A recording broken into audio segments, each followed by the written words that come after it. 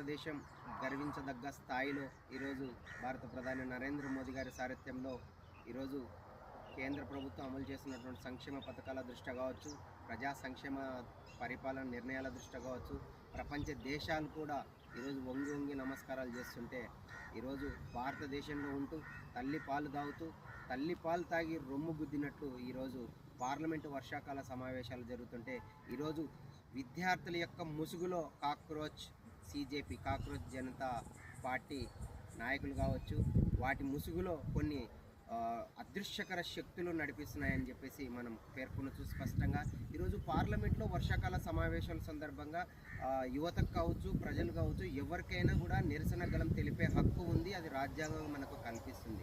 ఈరోజు రాజ్యాంగం యొక్క హక్కులకు తూట్లు పొడుస్తూ కేవలం విద్యార్థుల యొక్క ముసుగులో ఈరోజు పార్లమెంటు సమావేశాల దృష్ట్యా పార్లమెంటు మీద కూడా దాడి చేయడానికి కూడా మేము సిద్ధమని చెప్పేసి అక్కడ పాల్గొన్నటువంటి కొంతమంది యువకులు నిజంగా పేర్కొనడం సిగ్గుచేటు.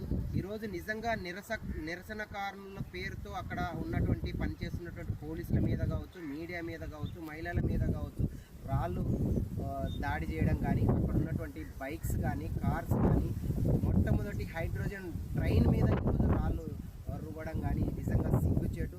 ఈరోజు దీని వెనకాల ఉన్నటువంటి ఆమ్ ఆద్మీ పార్టీ నాయకులు అరవింద్ కేజ్రీవాల్ కావచ్చు, అదేవిధంగా దీని వెనకాల ఉన్నటువంటి కొన్ని అదృశ్య శక్తులు, కొన్ని రాజకీయ పార్టీలు కూడా ఉన్నాయని చెప్పొచ్చు. ఈరోజు ఎక్కడో పార్లమెంటు సమావేశాల సందర్భంగా ఢిల్లీలో ఈరోజు కాక్రోచ్ జనతా పార్టీ నాయకులు కావచ్చు, విద్యార్థులు కానీ ధర్నాలు చేస్తుంటే ఎక్కడో ఉన్నటువంటి బంగ్లాదేశ్కు సంబంధించినటువంటి ఉగ్రవాద సంస్థ ఈరోజు మద్దతు తెలపడం, అదేవిధంగా పాకిస్తాన్ సంస్థలు కావచ్చు, అదేవిధంగా ఇతర ఉగ్రవాద సంస్థలు ఈరోజు మద్దతు తెలపడం నిజంగా సిగ్గుచేటు.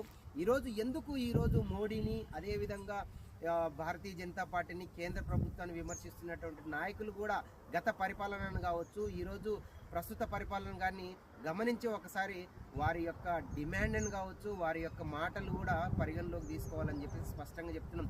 ఈరోజు భారతీయ జనతా పార్టీ యువ నాయకులుగా మాత్రమే కాదు, ఈరోజు భారతీయ పౌరుడిగా, ఒక చదువుకున్నటువంటి ఉన్నత విద్యావంతుడిగా ఈరోజు కాంగ్రెస్ నాయకులను, ఇండియా అలయన్స్ కూటమి నాయకులను ప్రశ్నిస్తున్నాం. ఈరోజు ప్రియాంక గాంధీ గారు, రాహుల్ గాంధీ గారు మోదీ రాజీనామా చేయాలి అని మాట్లాడుతున్నారు. నిజంగా మోదీ గారు ఎందుకు రాజీనామా చేయాలని చెప్పి చెప్తున్నాను. ఈరోజు 2014 నుంచి 2026 కాలంలో కేవలం ఈ 12 సంవత్సరాల కాలంలోనే ఈరోజు భారతీయ జనతా పార్టీ కావచ్చు, కేంద్ర ప్రభుత్వం ఈరోజు సబ్కా సాత్, సబ్కా వికాస్, సబ్కా విశ్వాస్, సబ్కా ప్రయాస్ అనే నినాదాలతో ఈరోజు ప్రజల కోసం, దేశం కోసం, ధర్మం కోసం పనిచేస్తుంది. ఈరోజు 135 సంవత్సరాల యొక్క కళ అయినటువంటి అయోధ్య రామ మందిరాన్ని కావచ్చు, అదేవిధంగా ఈరోజు 70 సంవత్సరాల కళ ట్రిపుల్ తలాక్ చట్టాన్ని తీసుకొచ్చి ముస్లిం సోదర సోదరిమణులకు న్యాయం చేయడం కావచ్చు, అదేవిధంగా ఆర్టికల్ 370 రద్దు చేసి 35A అధికరణను రద్దు చేసి దాదాపు ఈరోజు జమ్మూ కాశ్మీర్లో లా అండ్ ఆర్డర్ని సెటరేట్ చేసినందుకు మోదీ గారు రాజీనామా చేయాలన్నా, అదేవిధంగా ఈరోజు 64 సంవత్సరాల కలైనటువంటి ఎన్ఆర్సీని CAA పౌరసత్వ సవరణ బిల్లును తీసుకొస్తున్నందుకు మోదీ గారు రాజీనామా చేయాలా, అదేవిధంగా వక్ఫ్ చట్టంకి ఈరోజు సవరణలు చేస్తున్నందుకు మోదీ గారు రాజీనామా చేయాలన్నా, అదేవిధంగా ఈరోజు bullet trains, Vande Bharat trains, అదేవిధంగా తొలి H2O ట్రైన్స్ రీసెంట్గానే చూస్తున్నాం. పుట్టపర్తి టు బెంగళూరు వేదికగా బుల్లెట్ ట్రైన్స్ తీసుకొస్తున్నందుకు మోదీ గారు రాజీనామా చేయాలన్నా, లేదంటే గతంలో పేదరికం కేవలం పేపర్కి మాత్రమే పరిమితమై నినాదాలు ఇచ్చినటువంటి కాంగ్రెస్ పార్టీ నాయకుల మాదిరి మేము మాటలు చెప్పకుండా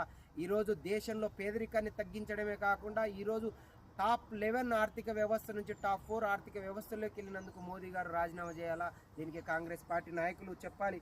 అదేవిధంగా ఈరోజు దేశంలో నీట్లో పేపర్లో అవకతవకలు జరిగాయని చెప్పేసి విద్యార్థుల యొక్క ముసుగులో నిరసనకారులు చేస్తున్నారు.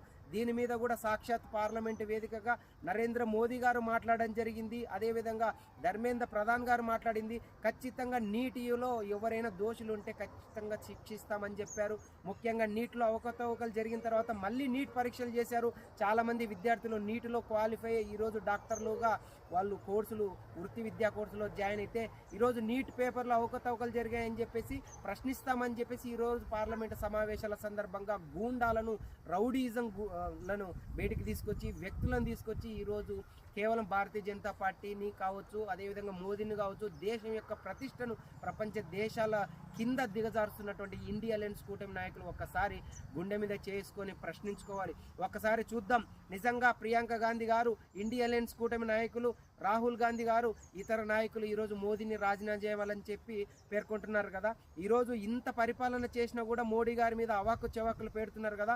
గతంలో 2004 నుంచి 2014 హయాంలో యూపీఏ హయాంలో ఎన్నో వేల కోట్ల లక్షల కోట్ల కుంభకోణాలు జరిగాయి. దాన్ని సాక్షాత్తు మీడియా ముఖంగా ఈరోజు తెలియజేస్తున్నాం. ఈరోజు యూపీఏ హయాంలో 2004లో మన్మోహన్ సింగ్ గారు ఈరోజు ప్రధానమంత్రిగా ఉన్న కాలంలో గతంలో 50 సంవత్సరాల కాలంలో కాంగ్రెస్ ప్రభుత్వం పరిపాలించింది. 2G స్పెక్ట్రమ్ టెలికాం లైసెన్స్ కేటాయింపుల కేసు కుంభకోణంలో దాదాపు 1.76 లక్షల కోట్ల నష్టం జరిగింది మీ హయాంలో కాదా. అదేవిధంగా బొగ్గు బ్లాకుల కేటాయింపు బొగ్గు గనుల కుంభకోణం దాదాపు 1.76 లక్షల కోట్ల నష్టం జరిగింది మీ హయాంలో కాదా. అదేవిధంగా 2010 ఢిల్లీ కామన్వెల్త్ కుంభకోణంలో మీ ఎన్నో వేల కోట్ల నష్టం జరిగింది కాంగ్రెస్ హయాంలో కాదా. అదేవిధంగా కార్గిల్ విజయ్ దివస్ రేపు జూలై 26న మనం అంటున్నాం. కార్గిల్ యుద్ధంలో అమరులైనటువంటి సైనిక కుటుంబాలకు కూడా ఇచ్చేటువంటి స్థలాలలో ఆదర్శ హౌసింగ్ కుంభకోణంలో కూడా పాత్ర ఉన్నది మీ కాంగ్రెస్ నాయకులకు కాదా. అంతెందుకు ఈరోజు భారతదేశాన్ని డిఫెన్స్ అకాడమీని కూడా డిఫెన్స్కి కావచ్చు, ఎయిర్ ఫోర్స్, ఆర్మీ, నేవీకి కూడా ఈరోజు డిఫెన్స్లో భారతీయ జనతా పార్టీ కేంద్ర ప్రభుత్వం ఈరోజు రక్షణ శాఖ కూడా ఇస్తుంటే ఆపరేషన్ సింధూర్తో కూడా పాకిస్తాన్కి శత్రు దేశాలకు కూడా చుక్కలు చూపించినటువంటి ప్రభుత్వం ఇప్పుడున్నటువంటి కేంద్ర ప్రభుత్వం. గతంలో చూసుకుంటే 2006లో ముంబైలో రైల్వే పేలుళ్లు కావచ్చు. అదేవిధంగా 2008 నవంబర్ 26 ఈరోజు ముంబై తాజ్ హోటల్ ఉగ్రదాడి కావచ్చు. అదేవిధంగా 2005, 2008 ఢిల్లీ పేలుళ్ళు కావచ్చు. ఒక్కసారి మీ పరిపాలనని గత 50 సంవత్సరాలు మీరు పరిపాలించినటువంటి కాలాన్ని ప్రస్తుతం 12 సంవత్సరాల పరిపాలన కాలాన్ని ఒక్కసారి బేరీజు వేసుకొని చెప్పేసి ముఖ్యంగా చెప్తున్నాం. ఈరోజు జెన్జీ కిడ్స్ అందరూ మోదీ కోసమే ఉన్నారు.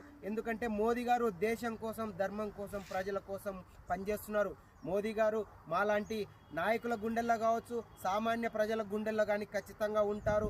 ఈ కాక్రోచ్ జనతా దళ్ పేరిట ఈరోజు యువకులు విద్యార్థుల ముసుగులో ధర్నా చేస్తున్నటువంటి ఇలాంటి గూండాలను, రౌడీజాను ఖచ్చితంగా ఈరోజు నిరసన కార్లను అక్కడ ఉన్నటువంటి పోలీసులు లాఠీచార్జీ చేయడాన్ని ప్రతి ఒక్కరూ సోషల్ మీడియాలో ట్రోల్ చేస్తున్నారు. అయ్యా నేను ఒకటే చెప్తున్నాం, వాళ్ళు నిజంగా విద్యార్థులు అయితే పెప్పర్ స్ప్రేలు పోలీసు అధికారుల మీద చల్లుతారా?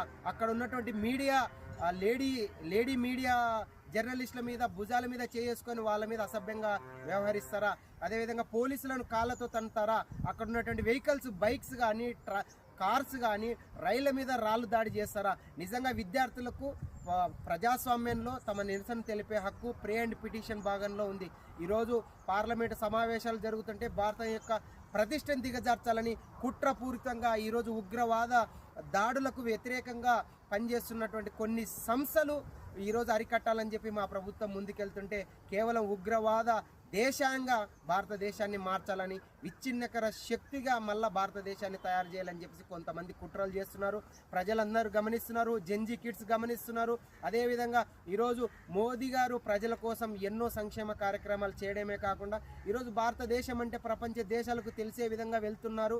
ప్రజలందరూ గమనిస్తున్నారు. ఇలాంటి తాటాకు చెప్పలకు ప్రజలు కూడా ఖచ్చితంగా రాబోయే రోజుల్లో ఇండియా అలయన్స్ కూటమిని కావచ్చు, ఆ కూటమి నాయకులకు మధ్య తెలిపేటటువంటి నాయకులను కూడా ఈరోజు ఖచ్చితంగా నెక్స్ట్ జరగబోయే ఎన్నికల్లో కావచ్చు ప్రతి ఒక్కరు చదువుకున్నటువంటి విద్యార్థులు కావచ్చు, మేధావులు కావచ్చు, ప్రతి ఒక్కరూ ప్రభుత్వం చేస్తున్నటువంటి సంక్షేమ ఫలాలను ప్రజల్లోకి తీసుకొచ్చి ఇలాంటి వాటిని మీడియా ముఖంగా వ్యతిరేకించాలని చెప్పేసి కోరుతున్నాను.